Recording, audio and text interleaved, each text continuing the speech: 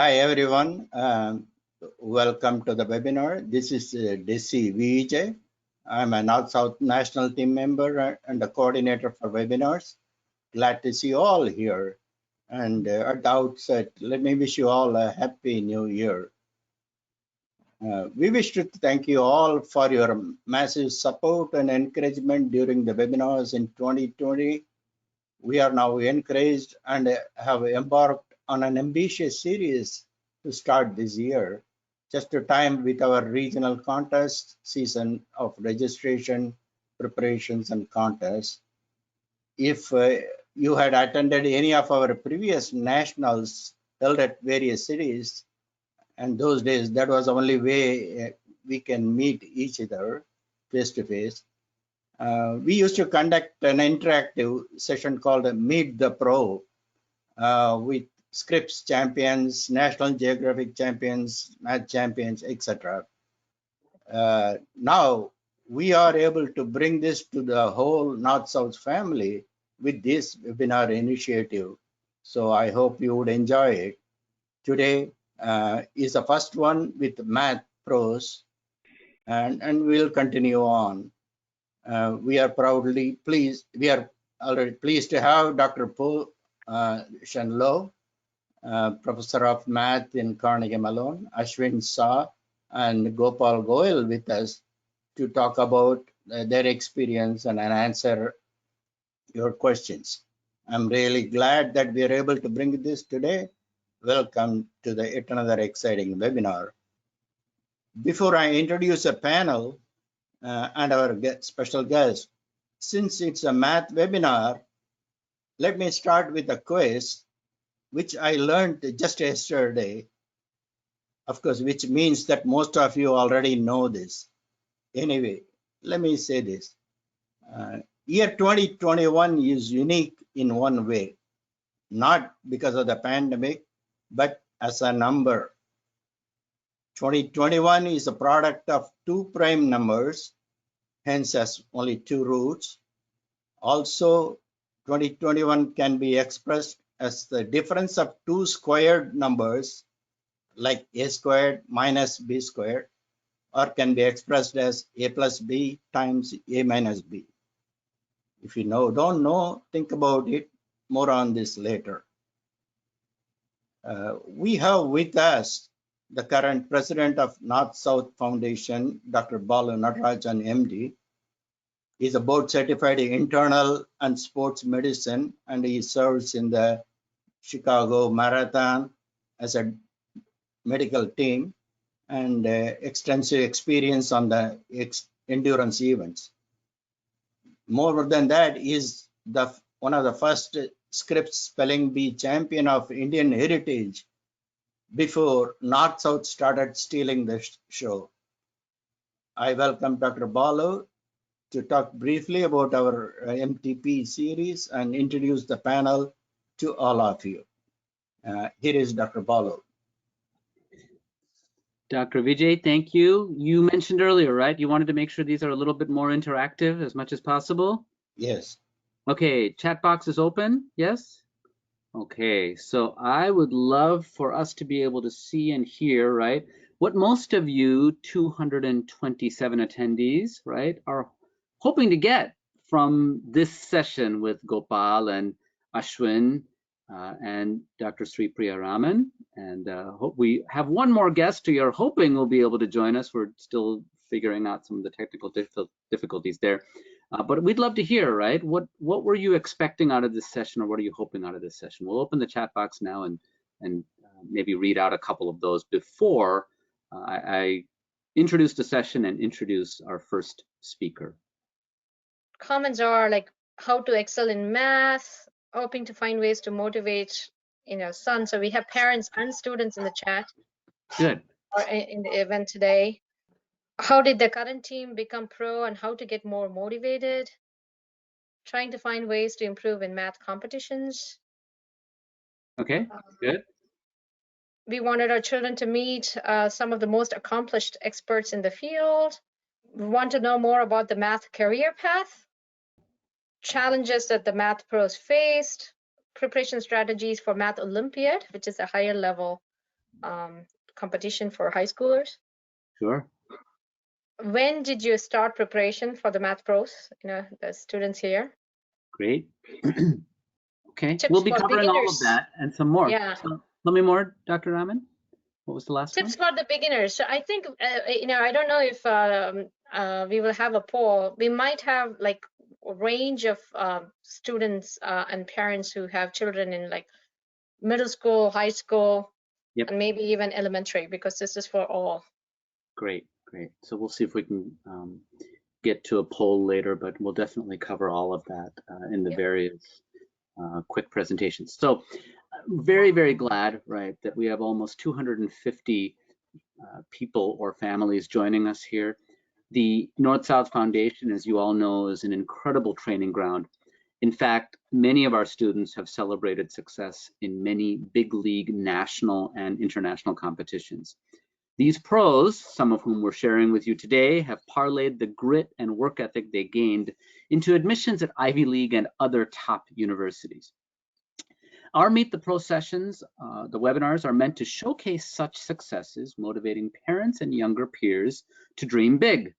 We are planning on hosting 6 sessions in various subjects over the coming 3 to 4 months.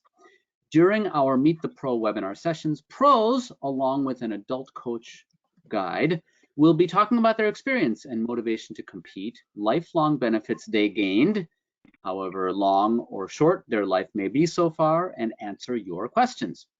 These sessions really won't be primarily about detailed subject matter, in spite of the 2021 math question Dr. Vijay posed, but will help set children and parents alike on the path to sustainable success. We're going to start with Gopal Krishna Goyal. He is a high school senior in Oregon. It's incredible. Every time I get to share some of our folks, it is pretty daunting and pretty humbling.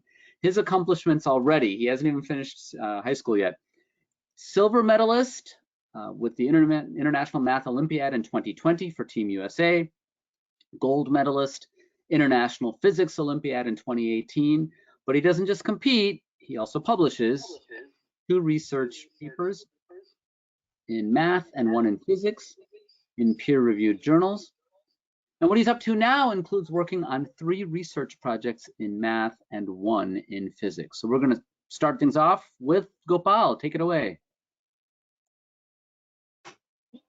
Hi, Dr. Natarajan. Thank you so much for the introduction. Hi, everyone. Yeah, so just about myself. So I've been doing competition maths for a really long time, since elementary school. And basically, since I was in elementary school, the only math contest round was NSF, and I did a lot of NSF when I was younger. And that was really helpful for me because, when I was younger, that's actually what got me into math contests, doing NSF contests and meeting people there and practicing for those. So that was a really big part. I'm hearing a little bit of that. Okay, I'll just continue. Yeah, we'll ask if Dr. Vijay can mute the others, and you should be in good shape. We'll keep our fingers crossed. And if that doesn't work, then we'll give you some guidance on what else we can. Okay. It's not my audio, is it? I have a feeling it might be. If you want to mute Dr. Loh, that might work. Okay, yeah. And then after middle school, after elementary school and middle school, I continued to do NSF, but then at that point there's also math counts, which I started working towards. So math counts and NSF in middle school were really important for me. And then obviously in high school, I started working on math Olympiads, as was mentioned, math and physics Olympiads. And basically, I think what I want to say is that a lot of these things may seem very daunting, but actually they definitely require a lot of hard work. But what I'd say is that definitely working really hard. If you have some goal, then you'd actually be surprised how much you can do if you work really hard towards it.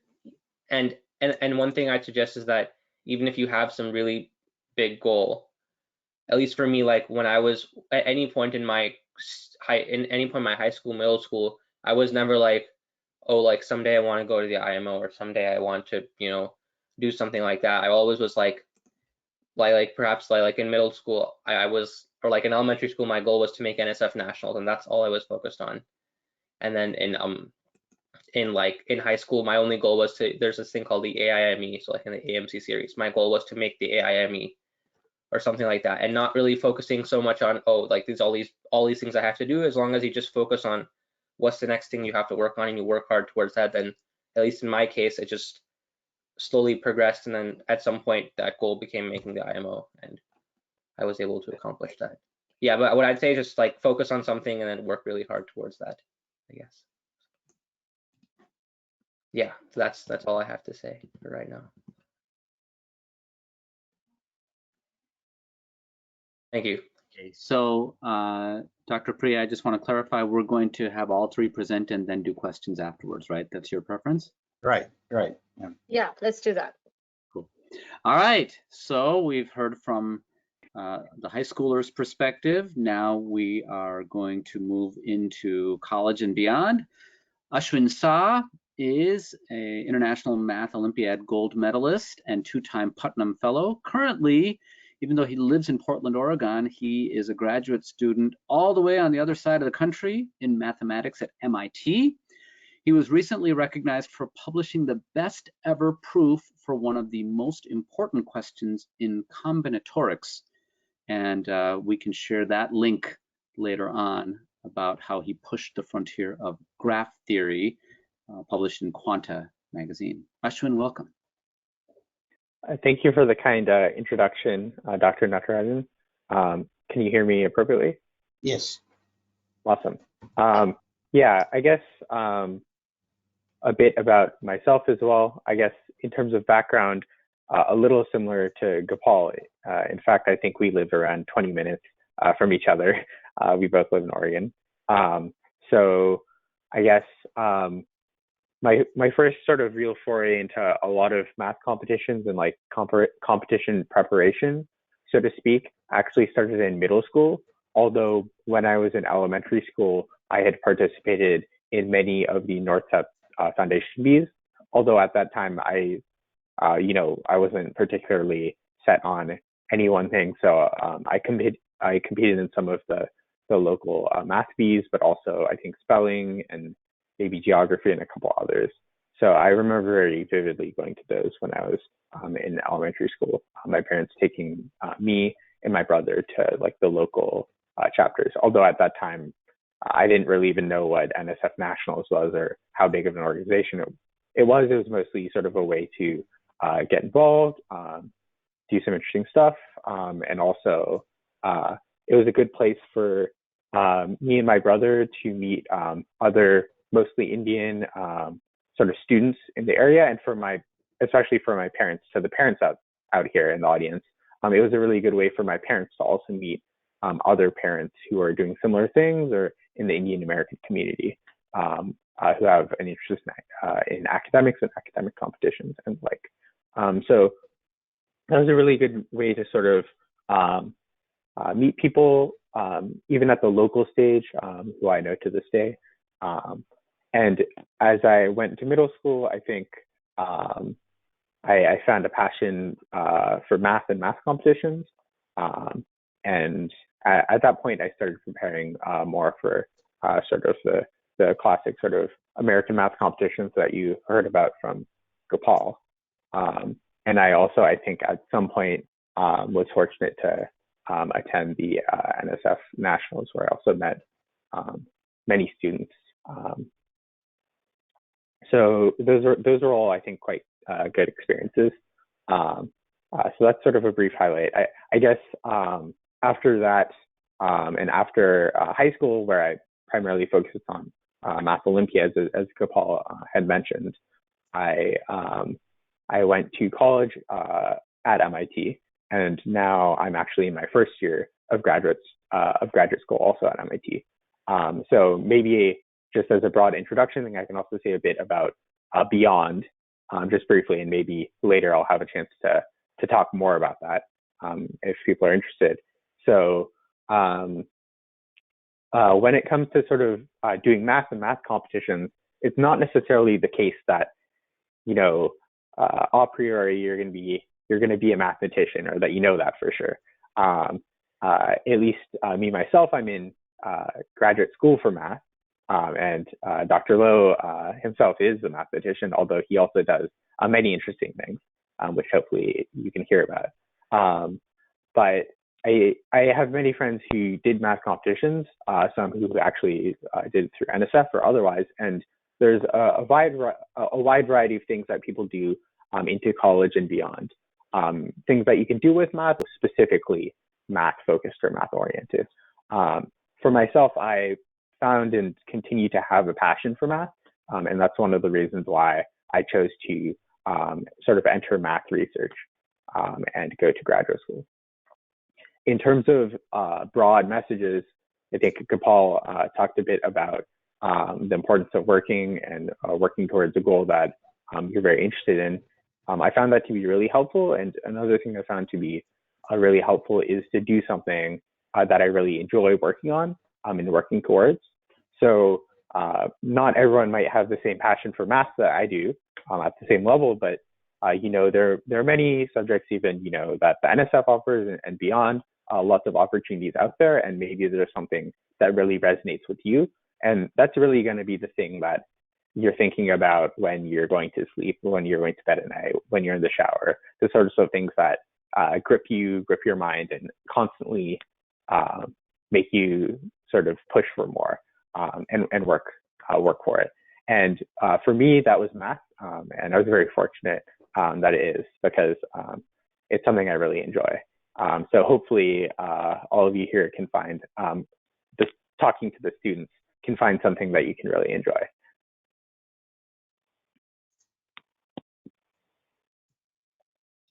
Very good. Thank you for that last piece. I was looking at an old TED talk by Colin Powell, former Joint Chief of Staff, and that was a lot of his message, right? Is find something where you have capacity, right? Something you love, right? And then take a deep dive, right? And immerse yourself in it. And that's a very important point. Someone I think in the chat box mentioned motivation, right? And you know, the motivation absolutely, right, has to be external at times, but if it's not internal, right, then it's impossible, right? More of it has to be inside us than outside us. Otherwise, we will not be able to achieve in whatever the subject, whatever the topic. I'm really excited now to introduce Dr. Po-Shen Loh, math professor, already referenced at Carnegie Mellon University. He is a social entrepreneur working across the spectrum of mathematics, education, and healthcare all around the world. He's the founder of the free personalized learning platform, expii.com, a social enterprise supported by his series of online math courses that reinvent the middle school math curriculum with a focus on creative thinking. He's also a math professor at Carnegie Mellon University and the national coach of the USA International Mathematical Olympiad team. Upon the outbreak of COVID-19, he turned his mathematical attention to create Novid, the world's first app to introduce a fundamentally different pre-exposure notification paradigm for pandemic control, the equivalent of radar to enable people to directly avoid getting infected. As an academic, he has earned distinctions ranging from the International Mathematical Olympiad Silver Medal to the United States Presidential Early Career Award for Scientists and Engineers. His scientific research considers a variety of questions that lie at the intersection of combinatorics, the study of discrete systems, probability theory, and computer science. As an educator, he was the coach of Carnegie Mellon University's math team when it achieved its first ever #1 rank among all North American universities, and the coach of the USA Math Olympiad team when it achieved its first ever back-to-back #1 rank victories in 2015 and 2016. And you can see Gopal smiling there because that is a part of something that makes him very proud. And then again in 2018 and 2019. His research and educational outreach take him to cities across the world, reaching over 10,000 people each year through public lectures and events. And he has featured in or co-created videos totaling over 10 million YouTube views. So when you look at someone like Dr. Po-Shen Loh, right, you think education, and then you look at the victories and you think excellence, but I actually think he is synonymous with the North-South Foundation because of his empathy. He's the sort of person that wants to be a social entrepreneur, wants to make sure that we are giving back, wants to make sure that he's leaving the world a better place. And it is rooted in humility. My own 14-year-old has had the opportunity to interact with him to do his part on behalf of NOVID. And Dr. Po, which many people have had the benefit of appreciating, is incredibly down to earth with him and treats my 14-year-old with the same approach and kindness and respect that he does to me, that he does with his students who are on the Math Olympiad team. And we have a lot to learn well beyond his mathematics, but how he is as a human being. I will turn it over to you, Doctor. Wow, well, thank you, Dr. Balu. That's too generous. Is my audio coming through? It's good? Yeah, actually, I'm going to say right away, all of these things about, you know, victories or whatnot, that's not me, that's these guys. And that's the reason why whenever I talk to a 14-year-old, I'm very careful, because most of the time they're smarter than me. But let me tell a little bit of my own story. I was asked if I could grab some pictures, which, by the way, if you ask someone of my generation, grabbing some pictures is not that easy, because we couldn't just go and take them all the time. So I'm just going to quickly flip over to a different way that I usually show this. It's going to look a little funny. That's me. I'm not sure if you guys can see this. Let me see. Yes, it should be. This is how I share my screen. So I actually went and hunted up the picture I could find of math counts, which is the contest that I played in when I was in middle school. And so I'm somewhere in this picture. You can probably guess which one is me. But that's me when I was in 8th grade. I grabbed this picture today, and I started looking up what everyone was doing. Because you know these people's names, you look them up. So what I can tell you is this is a math counts team from Madison, Wisconsin. Madison, Wisconsin is not New York City, it's not San Francisco, it's not Portland, Oregon, which produces these math counts champions, right? But it's an average city in the Midwest. I want to say this because this is a statement about how everybody has a chance to do something interesting. In this picture, I will tell you that after looking up what everyone's doing now, there's a lawyer, there's a doctor, and I'm talking about among the very few kids who aren't kids anymore, who are sitting there. There's a doctor, there's a lawyer. There are 2 people who went to Harvard. There's a PhD from MIT, 3 professors. This is a math counts team at an average middle school in Madison, Wisconsin. But this is what happens when a bunch of people decide to get together for 3 hours every Sunday and do math in middle school for a few years. Strongly recommended. If you notice, I didn't even say they're all math professors. Actually, they're not. The thing is that there are all these different things that you can do someday, and it really starts from at a young age trying to do something that challenges yourself. So this was my own experience. I started out here. I liked these people. I thought it was fun to hang out with them. You know, things became other things. This is a picture from 1998 at the Math Olympiad training camp. Again, back from the day where in order to get a picture, you line everybody up, you get someone with a camera, and they press the button. And so actually, if any of you know, there's some pretty well-known coaches here. This is when they were younger. There's a Titu Andrescu standing in the back. There's a Zuming Fang in his 2nd year of helping as an assistant coach. And this is what the National Math Olympiad training program looked like at that point. I'll tell you, my experience was that I would go to these things and say, oh my gosh, I am pretty stupid. That was my experience of all of these. I'm the kid from Madison, Wisconsin. I showed up at this thing. How does everyone know so much? I hope I can learn something from these people. And that was my only goal. From this, I got lucky. Back when I did math competitions, there weren't that many people who were crazy about it. So I actually managed to get my way into the National Olympiad team for the United States. I got a silver medal, but not like these guys. Mine was a pretty low one. I barely got one. I want to emphasize that this is why, you know, you say whether I'm down to earth or not. It's because I'm used to always being the dumb guy in the room. So I was like one of the weaker people on the US team, but I'm sharing this picture because it's also fun. So I'm there. I guess I'm this guy.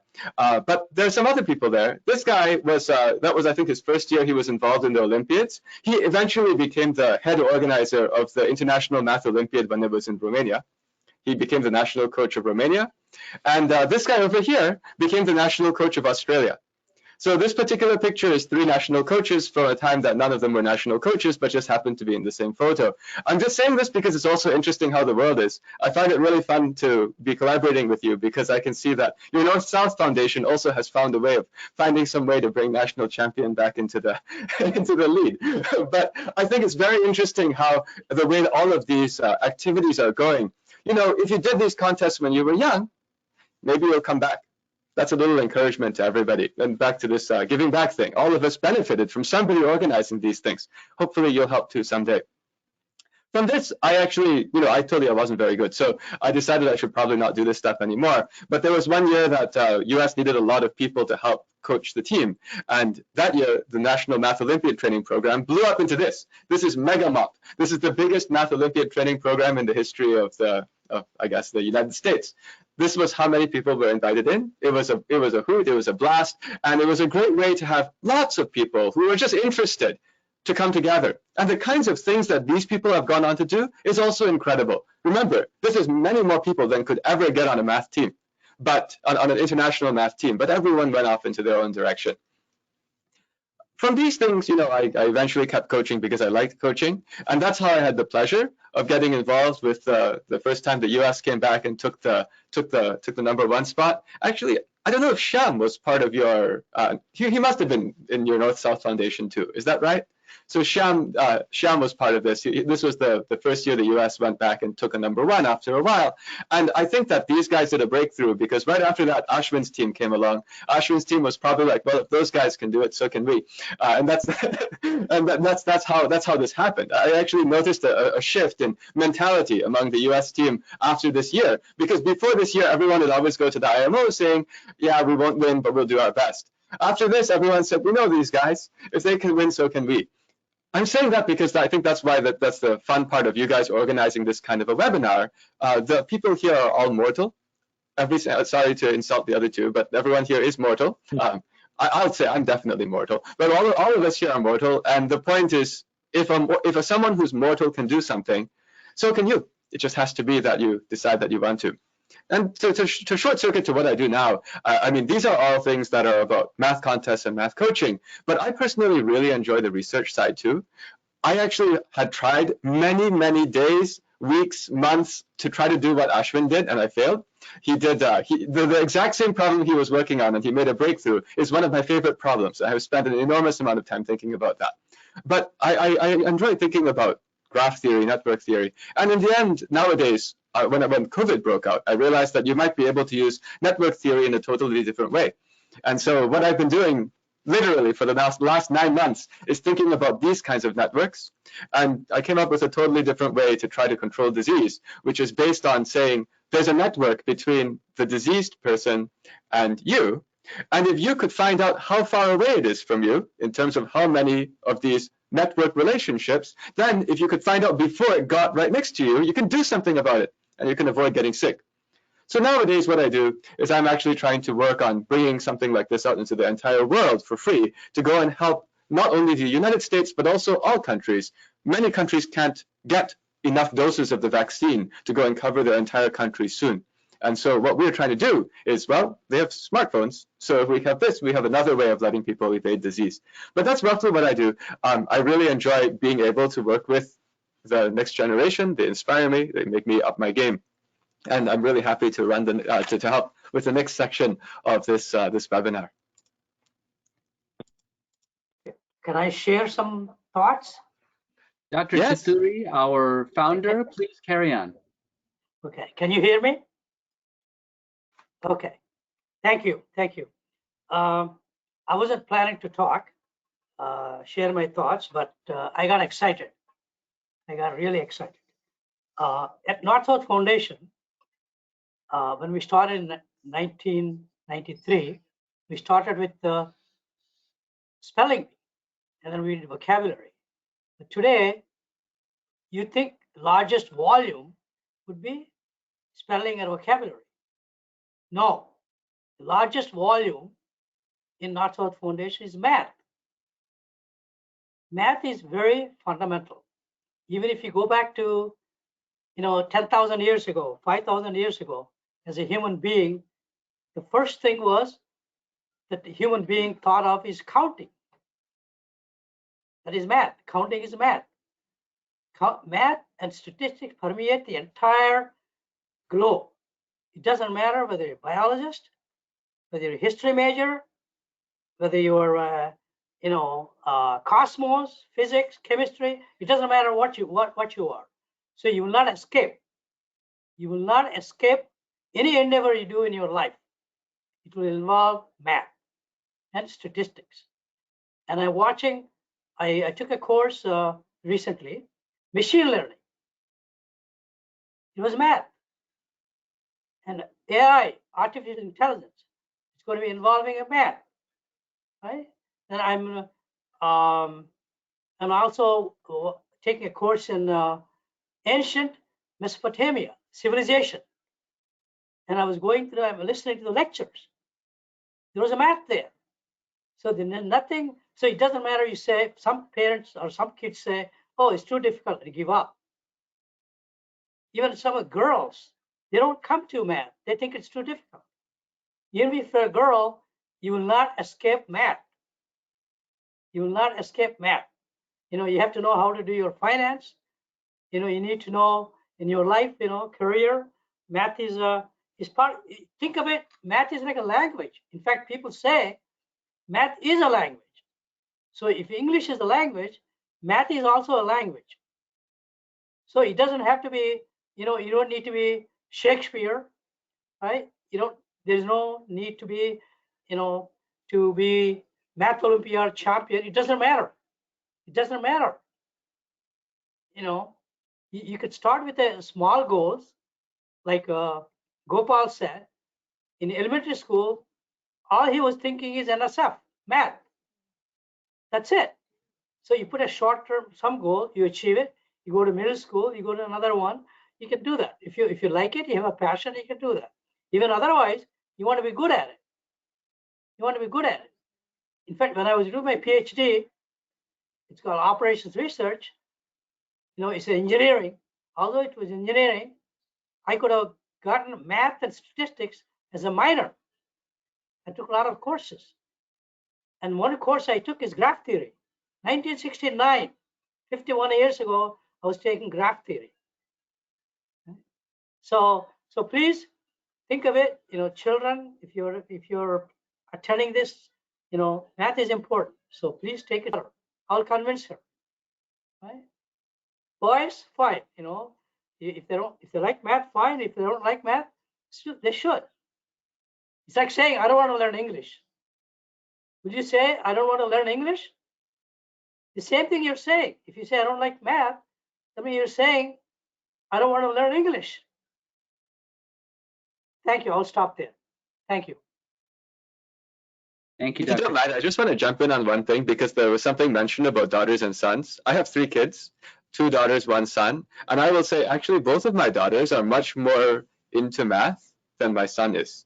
So I just wanted to say, it doesn't have to be, I mean, sometimes there are these stereotypes that math is a male thing. In my family, it seems to be the opposite. So I just want to emphasize, if you have daughters, math is not about a gender thing.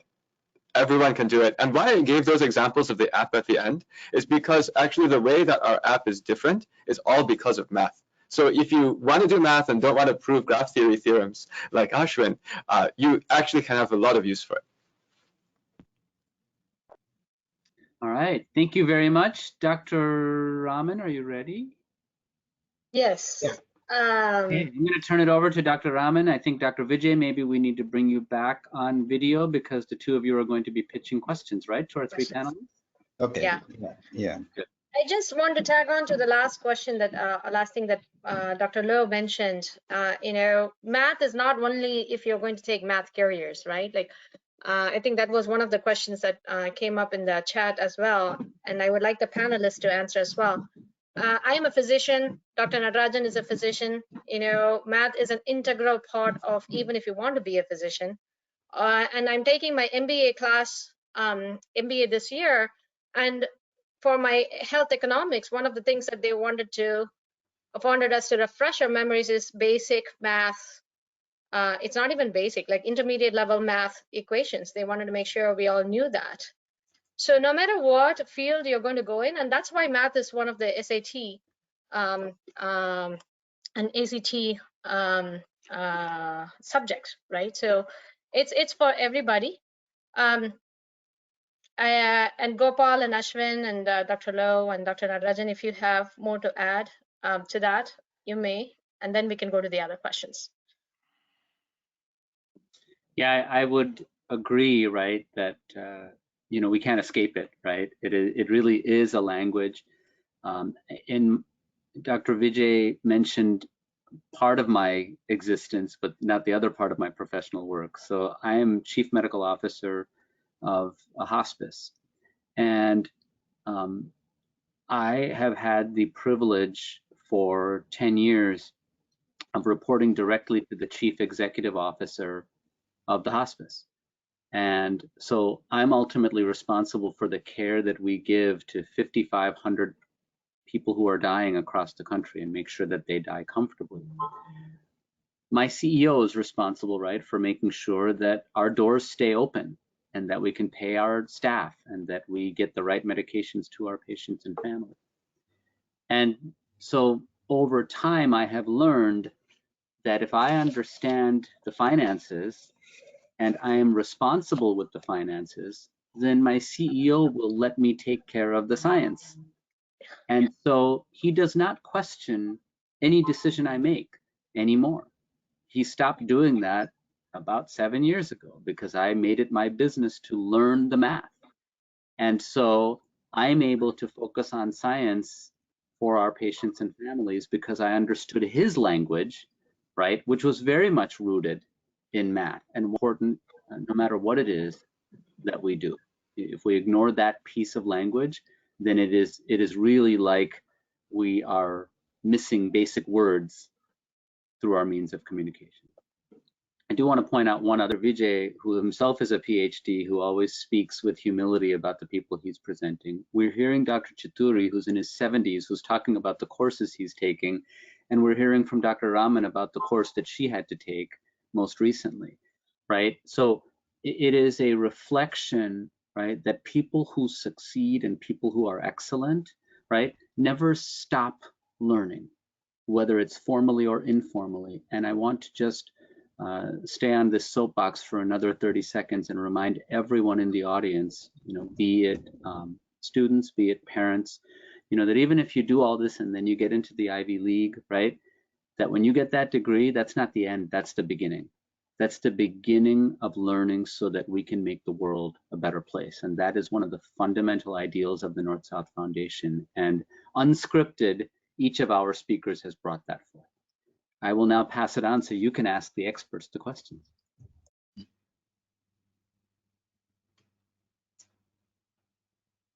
Okay, let me start. One of the common questions I get is, what is the landscape for competitions, international, national competitions, and how do we maneuver towards that?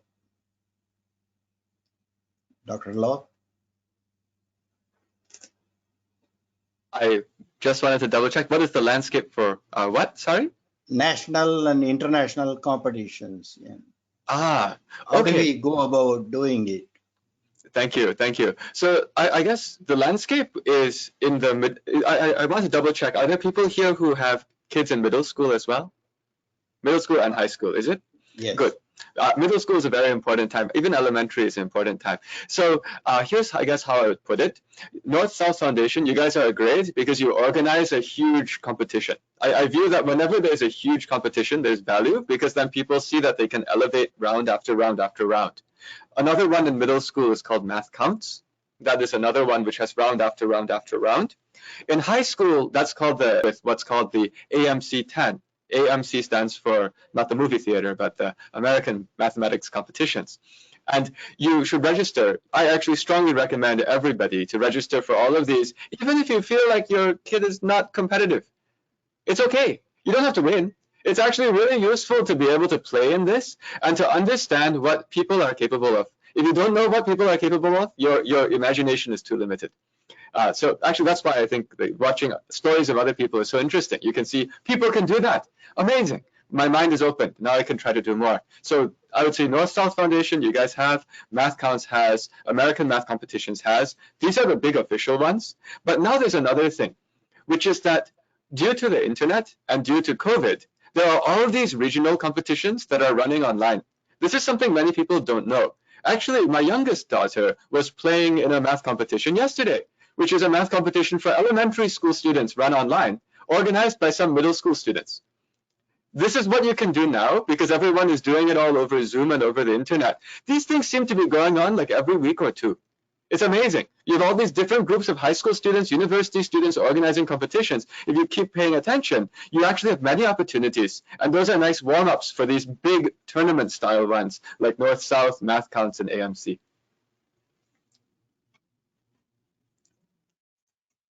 Thank you. To that point, I also want to ask on behalf of our audience and for myself too, you know, is it a lot of pressure taking all these competitions at such an young age, one after the other? We saw the photos that you shared, Dr. Loh, like, you know, in National Math Cons, everybody was smiling and happy, you know. So could these pros have normal childhood? Or even if you don't be a pro, you know, you don't have to be, right? It's just learning for yourself and making yourself a better person in math and other things. So can you comment on that? Maybe I can say a couple words. I think Po is gesturing to the students, or as a former student. I think you know, I think one analogy is if you look at sports and you look at like the Olympics, people often will say similar things, but really, like, if you look at, you know, all of the people who are participating in the sport, you know, there are benefits even if you aren't, you know, being the most competitive or whatever. And in fact, I think when you look at a lot of Olympians and you look at them interview and stuff like that, their mindset is not sort of this competitive mindset where you feel like you always have to win. I think if I know that if I had that mindset, I don't know if I would have gotten very far.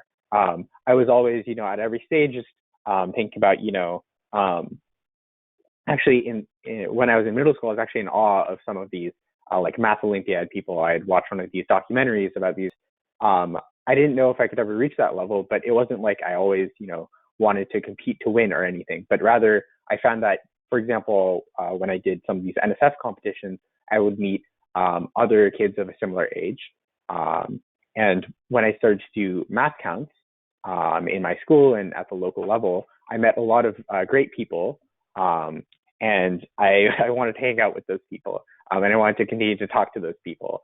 The people who are in my school, continue to talk to them in these clubs and other things in classes, outside of classes, online through problem solving, etc.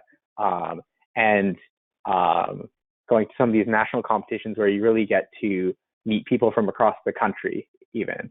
And I think that was always what I was looking forward to, not necessarily, you know, trying to win this competition or the other thing. And I think you hear similar stories when you look at people who are talking about sports and other things. So at least for me personally, and I think for a lot of students, it's not just about math, it's also about the community, which I think is a really, really big part that can't really be understated. Because when you're in a community and when you're in a great community, everyone's inspired to do better. If I may add a comment on the pressure, I think what I observed is the kids are very resilient. They have a lot of energy, a lot of passion. You see that in the sports, you know, the time they spend. It is the problem, and I say, is comes from the parent. That is when the pressure comes. That is not good. That is not good. So we need to differentiate. Is the pressure coming from the parents? The pressure coming from the kid itself? And most of the time, it's not the children. Not the children. Thank you. Yeah, maybe I'll make a comment about like the young age and the pressure also. I mean, we actually never or push our kids to do these kinds of things. It's more of we enjoy letting them go and fight with something, and how they do is how they do. And also we like to really stress, you're not trying to beat other people. I can see the reaction from actually our youngest one is she doesn't expect to beat anyone. She can't. But if she beats one problem, she says, I beat the problem. You know, like when you talk about from a young age, the scores you're getting are extremely low. You're not going to show up anywhere in the leaderboard. But she gets one problem and she's so happy got one problem. And that's because the problems that North-South Foundation contests and all these contests make, they're weird. That's the whole point of doing these problems. These problems are not standard. They're not textbook. Nobody can look at it and say, just based on school, I just follow these things, I'm done. No, they're weird. And that actually gives a feeling of conquering something for a young person. And I've noticed that like feeling in the eyes of, wow, I beat one of these things that I didn't know how to do. That's what I want them to experience. It's really nice. The next question I'm going to ask to Gopal and Ashwin, that please tell us about your, what did you do outside math in your younger days? And, you know, how that satisfied you? Other than math, what did you do? Sure. So when you say younger days, like around what kind of, so I mean, I think I'm still considered quite young. So Me too. Yeah, I consider you a kid. So. Right. So I guess I just want to understand the scope of that question. Maybe you can just tell me like. Probably elementary school level. Sure. Or. Yeah, sure. I mean, I think when I was in elementary school, I was doing what most elementary school students were doing. And in fact, like, I wouldn't even say math was one of my main focuses in elementary school. It was more just like,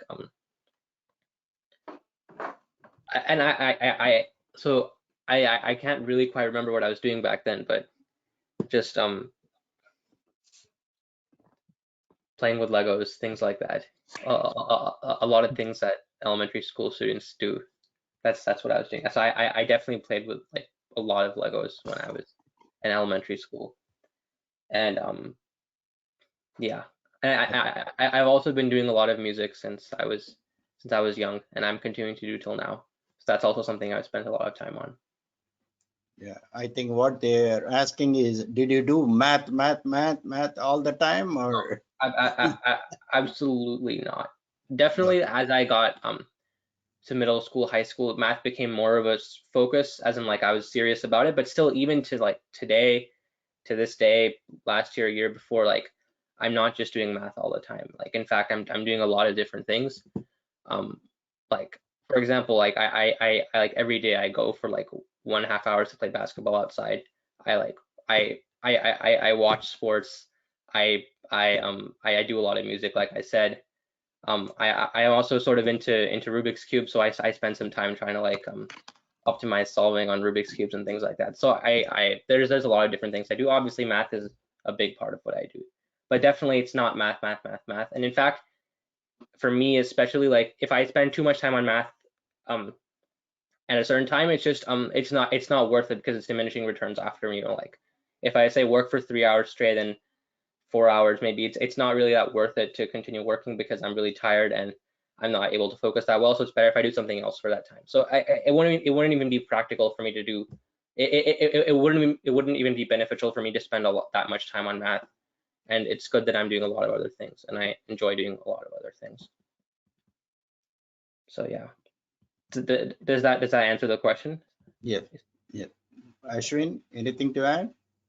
I guess when I was younger, I also liked to play chess.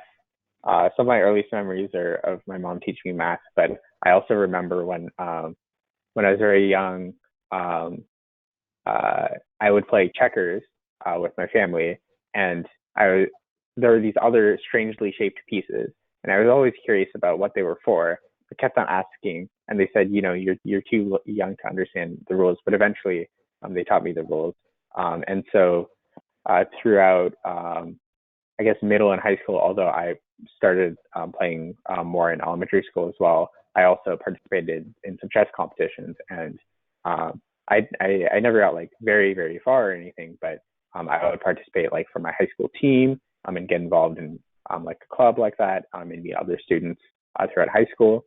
I guess in terms of other things, when I was in high school, I was also quite interested in literature and history. Did a lot of that. And in college, I sort of explored an interest for economics, which I guess is more math related. But I would say, yeah, on the whole, sort of similar to Gopal, for me, sometimes I can go for a long time doing like math or one particular thing, but if the progress stops, every once in a while you do have to take a break. And for me, I also like to have multiple things to do and multiple interests to have, similar to what he was saying. Actually, there is an allied question for you, Ashwin. Would you or did you ever consider non-math career like law or science? Yeah, I mean, when you're in, elementary school, they always ask you, what do you want to do when you grow up? And you give some answer like, I think at one point I said I want to be a soccer player or something, although that never materialized. So what these professions really entailed or anything. I guess when I was in high school, maybe I would have had some better idea, but that wasn't necessarily ever, it wasn't like I was doing the stuff I was doing in high school just so I could do a particular career or anything. I was doing the things that were interesting to me and the things that I enjoyed doing. And from there, we really thought that being a mathematician would be a career for me. Actually, in college, in my first year, I started to do a bit of math research, and I attended one of these programs where I got to meet actual mathematicians and alumni of that program, and sort of similar like-minded people in grad school and other things. And I found that these are the sorts of people I really enjoy being around, and these are the sorts of things I really enjoy doing. And that was probably the time where I was, I guess, more solidly had an idea of at least what I want to do in the near term. I mean, right now I'm still in graduate school, so it's not like my life is set or anything. But I would say it's not that, from day one, I knew, I want to be a mathematician or anything like that.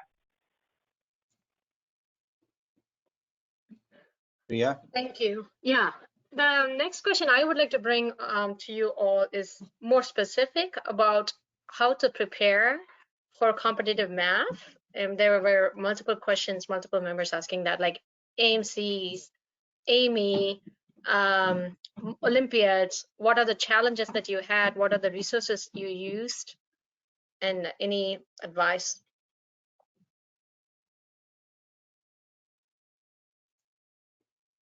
Dr. Po?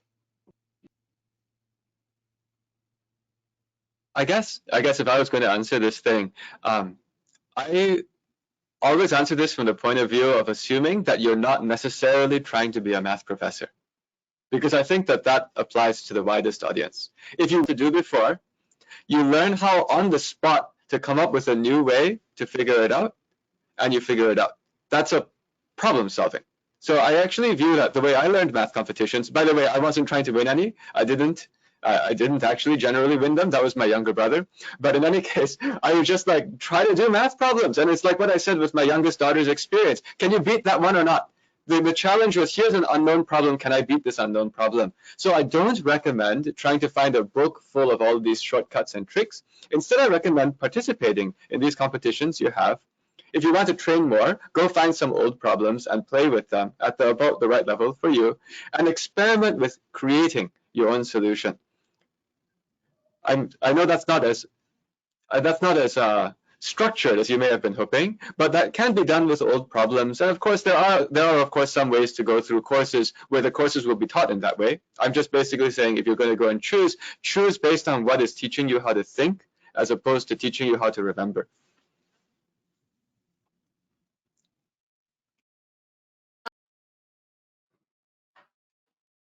So this is in regards to like math competition preparation, right? Higher level math competitions, like in a high school level, Sure, yeah. Olympiad and Amy. Yeah. So as Dr. Loh mentioned, of course, gonna I did a lot of previous problems. Like I think I've done till like I've done like past 15 years, all the AIMEs, AMCs, all those problems. And then also there's this really phenomenal resource called The Art of Problem Solving, which first of all has a bank of all these problems, really easy to find. And they also have some books which I think are not very memorization focused, like here are some tricks. At least in my experience, they at least taught me how to think very good about how to solve problems, and problem solving. They're very problem solving oriented. So I would suggest just for anybody in that trying to like do AMC, AIME, I would strongly suggest looking at Art of Problem Solving for the problem resource, like the problem banks. You can easily find all the previous problems, and also they have books which are really good for developing problem solving intuition and also learning topics. So yeah, that's what I would say. I just want to add before we move on to the next question, it also depends on, especially for elementary and middle school level students, parents have to know how to guide them too. So Dr. Loh's family is more math oriented, right? So for some of us like mine, who have no experience in these competitions, but we just love math, it was a struggle when we started. And again, NSF was the main pull for us, where we met other parents and students and talking and conversing, and then you go to other competitions and then you have more ideas on how to what resources exist. So it takes time, it takes some energy. It's networking like anything else in life, and also then putting it into practice at home. On the other hand, recently NSF, there are a group of us that joined hands together this past summer. We are writing questions for NSF question bank, but we are also very passionate about math and inspiring the next generation. So we've hosted an AMC 8 session. We will host an AMC 10 session so that we develop a community. So who is who they are working on, and maybe this summer we will have some Olympiad prep sessions as well, the higher level. And we also will start a newsletter which will include resources for some basic resources that many of our families who are already in math aware of, but for starters to know what competitions exist, what resources exist, just as a starting point. Yeah, Dr. Vijay, do you want to go to the next one? Next question. Yeah, the next one is for both Gopal and Ashwin. Wait, I just wanted to say something briefly on the previous topic.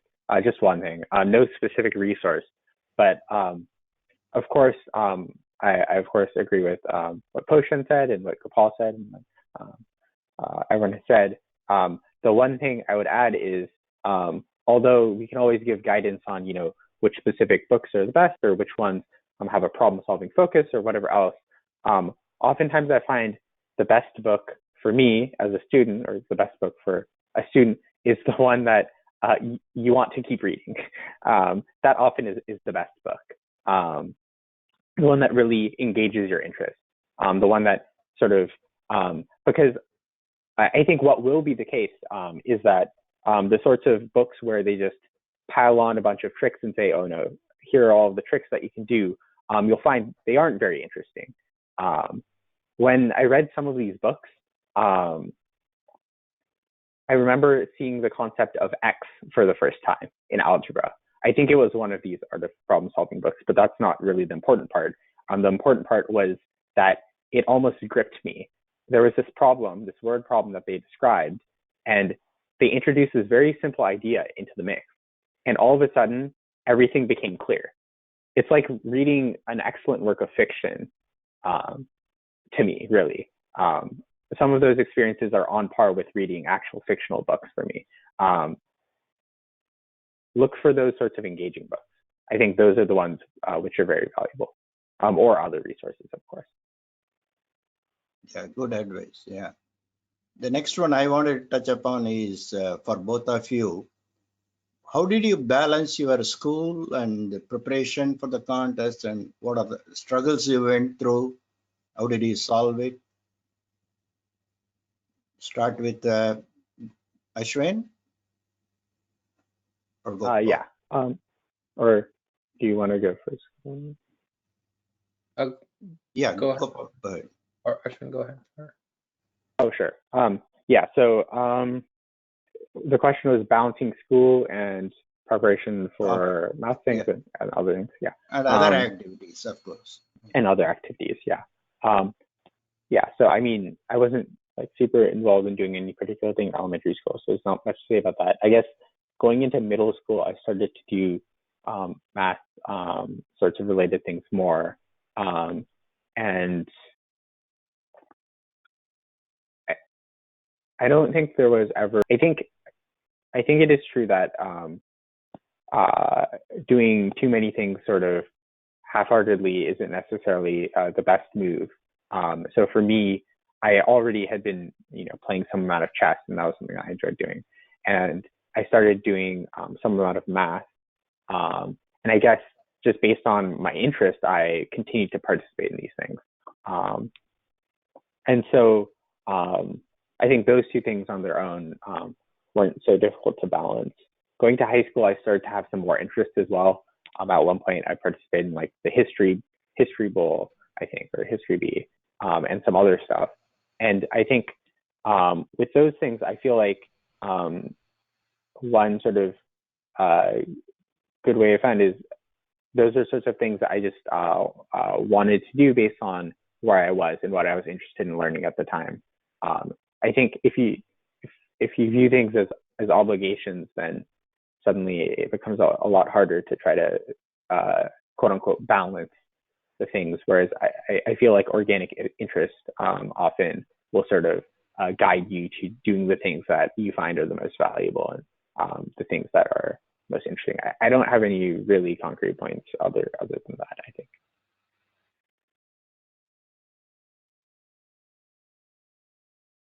Dr. Loh, that's an interesting question for you. Have you ever met Richard Rudzik? And how do you all collaborate? Like math counts, AOPS, XP, and do you collaborate, and how do you work together? All the math. No, it's a small world, right? I mean, that's why I'm happy to collaborate with you too. There are only so few people who are really, really engaged in trying to get next generation interested. I actually think that all of these people have a similar. We collaborate. Actually, he was running some kind of a audio podcast, I think last year. I'm actually one of the early interviews on that. So we had some fun talking on the podcast he was putting out. But in general, we collaborate with all kinds of people, and the space of problems that we're trying to solve is so big that everybody is attacking different parts of the space, right? Like if you ask about the XP.com, we're trying to help people who don't know how to solve a simple equation. Art of problem solving, if you don't know how to solve a very simple equation, you maybe that's not the right place for you quite yet, if you know what I mean. They are trying to help people who are already very good get much better. I'm trying to make a literate society where people kind of know how to think. So we work on different sides of the problem. We are slowly running out of time. So one question I wanted to get across was, what other benefits you got out of this intense competition preparations and the life-on competitions and all those things? It is irrespective whether it's math or science or geography or anything, there are some added benefits you derive out of it. Can you talk a little bit about that, all three of you? Start with Gopal. Sure, yeah. So I mean, for me, like Ashwin already mentioned, like a very big benefit of doing competitions is the community, and especially like in middle school. In middle school, sort of primary motivation for doing math counts is just the community in some sense. Like I would, for all like 6th, 7th, and 8th grade, I would like every I forgot exactly, but like twice or thrice a week, like at 7 a.m. for like 2 hours, would go to Stoller Middle School, Mr. North's room, and just do math counts with with 10 people from this area, and a big part of that was just meeting those people and doing math with them. And so in that sense, having that community. And then in high school as well, there's this Olympiad community, which is really great as well. So the community is a really big benefit. And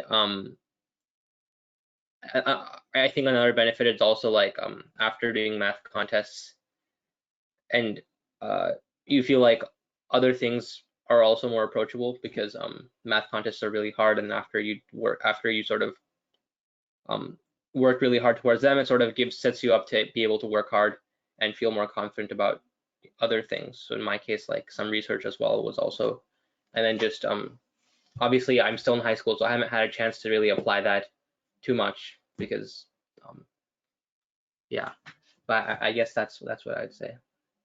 How did you find opportunities? And Ashwin too, like how did you publish papers already in high school? Like, did you reach out to math professors locally? Yeah. So that's what I did. I started out by reaching out to math professors locally, and I've worked with a couple of them quite a lot. Sat in their classes, and then also done research with them. And then later in high school, there's certain research programs, obviously, there are certain high school research programs which you can apply to, and then I applied to a couple of those, and I got into one of them, and they sort of paired me with somebody to specifically work on high school research. Just to work on research in high school. So yeah, I contacted local professors, and then I also got into a couple of these research programs. Specifically these research programs are local or national level?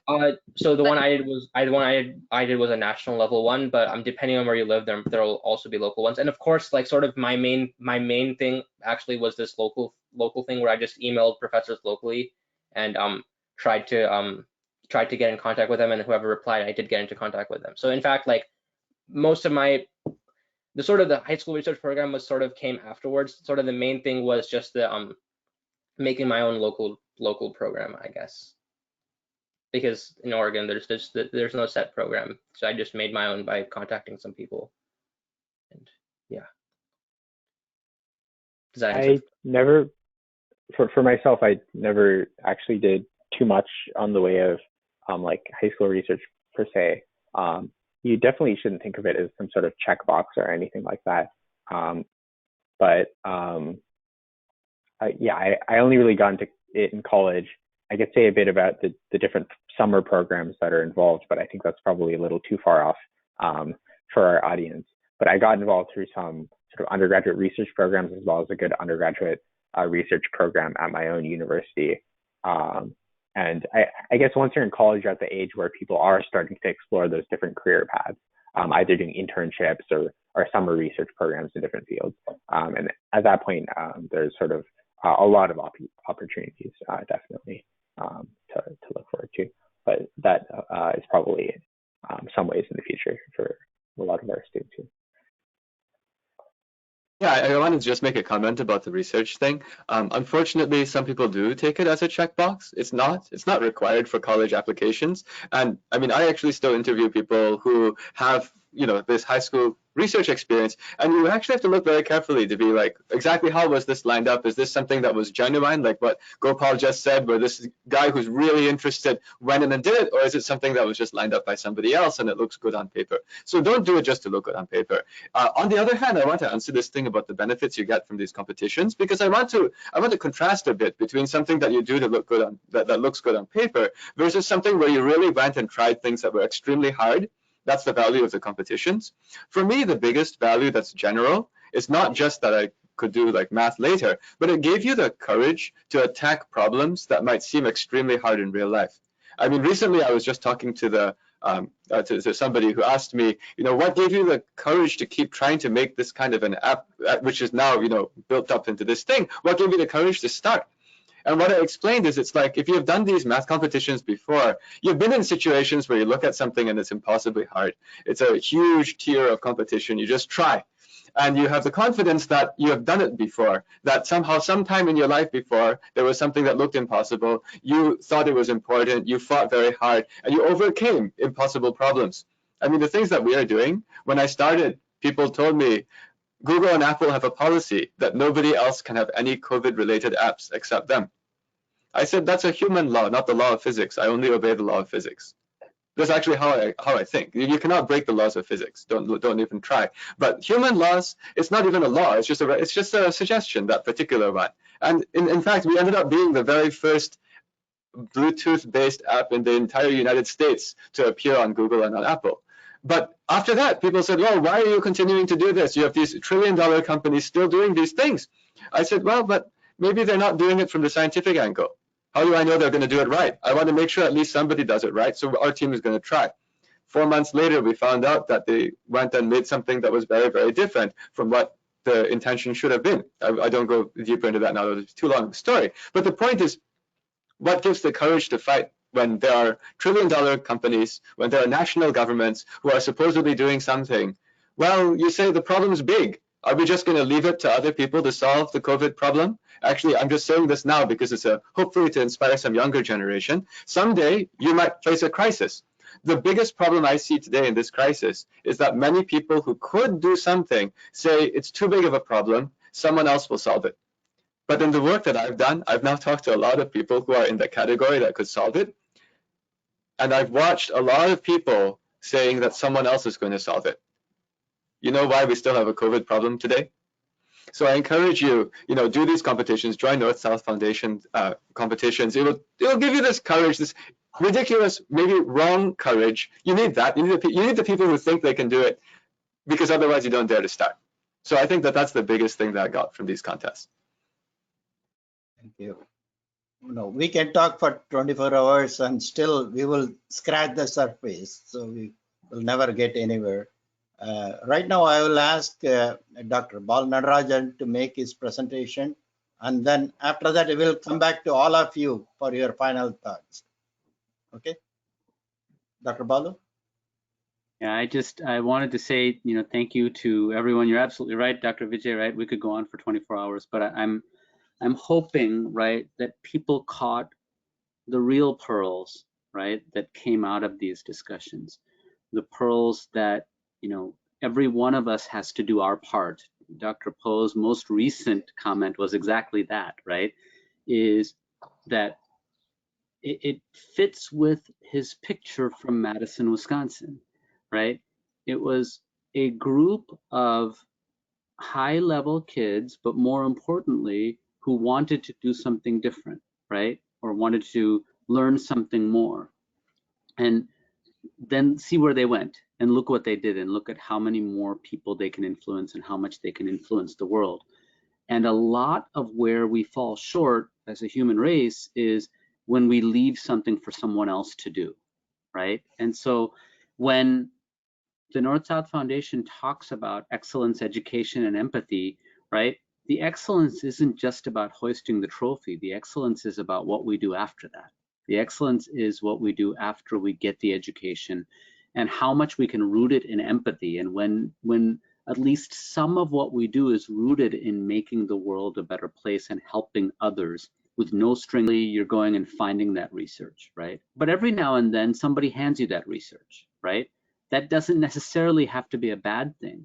The question is, then what do you do with it? So now you're given that opportunity, right? So maybe it's not something you love, right? But there's two parts to that. There's do what you love, and then there's love what you do. So if you wind up in a research spot that never made sense to you, love it the best you can and find something that you can do that fits with what you're good at, and then also that stretches you, and do it better. And so then when someone asks you about it, when you're interviewed, you're not conveying that you did it because you had to do it. Rather, you're conveying how much you learned from it and how much you contributed to it. And when a professor or an interviewer is asking you, that's what they're trying to find out. They're trying to find out, what did you do with that situation? What did you do with that opportunity? And did you leave it better than the opportunity you found? That's ultimately what all of us are responsible for, is doing something with the opportunity given, as opposed to waiting for someone else to do it. I'm going to share one thing, I think. Let me see. Here we go. I'm going to share my screen. People often come to these events, and what they're trying to do, right, if we think of a marathon, right? They're trying to get here. They want to get on the honor roll. They want to get this medal in this marathon. But really, what we're trying to do here at our North-South Foundation, the training through our prep clubs and coaching, give you practice runs through our contests, give you additional practice opportunities through our workshops, get you the support that you deserve through our parents and supporters and peers, the peers that Gopal and Ashwin were talking about. And then eventually, right, then you go out to a competition that isn't sponsored by the North-South Foundation, and hopefully you do well. And then once you do that, you take that and you don't put the medal and let it catch dust, but rather you use it excellent and then start all over again. And so this is everything that we are sharing here is a part of a journey.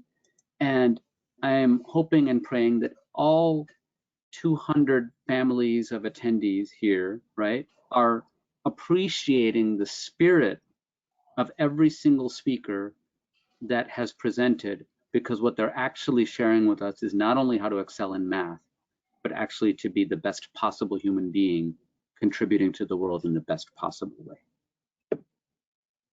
Thank you. Any final thoughts? I'll start with Gopal. If you find that you enjoy math, then you know, just I guess work really hard on it.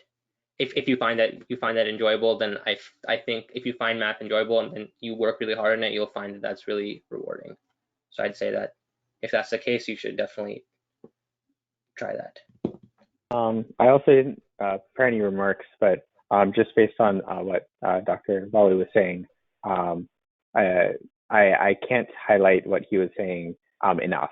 I would say one of the reasons why I sort of accept invitations to some like this webinar and similar sorts of webinars, or you know, during COVID, there have been various educational opportunities or helping to organize and grade the US competitions, etc. The reason I'd like to stay involved is because ultimately, for all of my, you know, laundry list of accomplishments or whatever, I was in a place where those opportunities were present in a community that really worked hard to set up these competitions, to set up these workshops, to create these books, to create these resources, to create these lists of problems that you can go to look for, you know, in the early internet and moving forward. Because of my mom, who at a young age, when they were teaching addition, she said, oh, here are these two other things, multiplication, division, do you want to learn it? And really caught my interest from a young age. Really, like, all of those things are coming because of the effort of the previous generation to, as Po has said, make the world a better place, or even just continue the things. You know, you don't always need to, you know, be starting a Fortune 500 company or whatever, right? Even just continuing the things that have brought those opportunities and that have really made a difference. Those things do need to continue in this sort of cycle that Dr. Balu was showing. That's sort of the reason why I always come back to these things.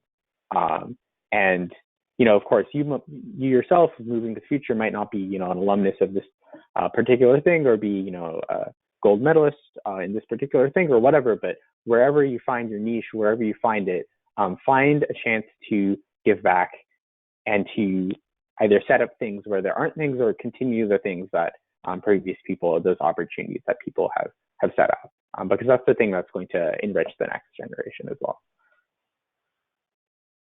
I think I just want to end with my remarks focusing on that word empathy. I think it's amazing that that's one of the ideals that you're stressing, because there are too many organizations or too many activities that stress only the excellence piece.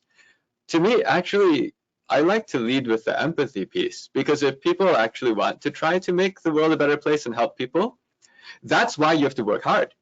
Because actually, everybody on this call, you will be able to have a comfortable life. The fact that you're on this call correlates with the fact that your parents probably care about you a lot, are going to give you lots of skills. You're going to be comfortable and secure. You're really fortunate.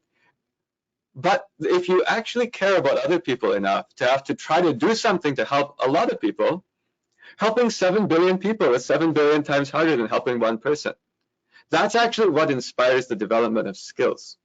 Because if all you had to do is be comfortable, You can live in your parents' basement and play video games and eat ramen noodles. Don't do that, please. But that's, I'm just explaining, or you can take drugs, that's even worse. I'm just explaining, if all you care about is making your own neurotransmitters fire and make you have pleasure, it's trivial. But the moment that you have the empathy, you realize there are billions of other people out there, and then you suddenly realize you have only one lifetime. And then you have too many things to learn, too many things to do. It drives you and it makes you do all the other things. So I just wanted to emphasize, I love the fact that empathy is one of your pieces. I think that's actually what can drive the inspiration and the motivation inside to do it's much more than pleasing you, much more than pleasing your parents. There's a lot more people out there. Thank you. It was timely. Priya, anything? No, nothing major. I'm glad Dr. Loh mentioned that you have only one life. You know, I keep telling my kids, time is essence. You know, we all need to relax. We all need to have something to do for pleasure. You know, but just be conscious and mindful. Like, you know, can I use this time in a better way? Like, do I need to watch 2 hours of TV? Can I watch 1 hour? That goes for the parents too. You know, and how else can I make use of it and find pleasure in it? So yeah, it was great to meet all of you here. Thank you to the three panelists, Ashwin, Gopal, and Dr. Loh.